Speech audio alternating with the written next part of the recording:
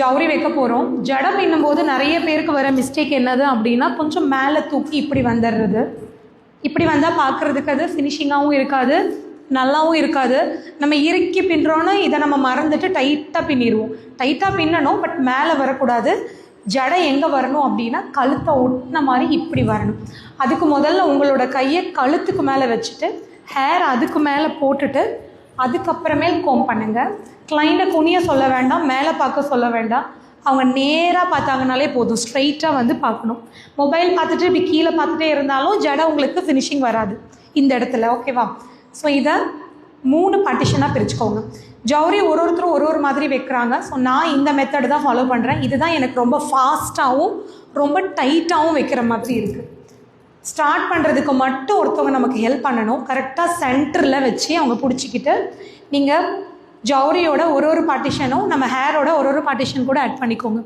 அதாவது 3 கால் ஹேரு, 3 கால் ஜவுரி, அதை 3 ஸ்ப்ரெட் பண்ணிக்கிறோம். கிளியர் தானே? இதில் எந்த டவுட்டும் இல்லைல்ல? ஸ்டார்டிங் ட்ரபிள் யாருக்கும் இல்லைல்ல?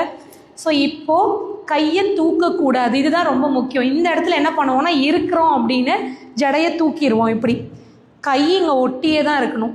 கழுத்தோட எவ்வளோ மேக்ஸிமம் டைட் பண்ண முடியுமோ. கிளைண்ட்டு கொஞ்சம் வலிக்க கூட செய்யலாம், ஆனால் நம்ம கீழே போக போக அது ஆட்டோமேட்டிக்காக அவங்களுக்கு தேவையான அளவுக்கு லூஸ் வந்துடும். கான்செப்ட் தான் இது. ரிப்பனாக நினச்சிக்கிட்டு இப்படி பிடிச்சிக்கோங்க. இது இந்த அளவுக்கு மட்டும் இந்த குஞ்சம் வந்து கீழே இருக்கணும்.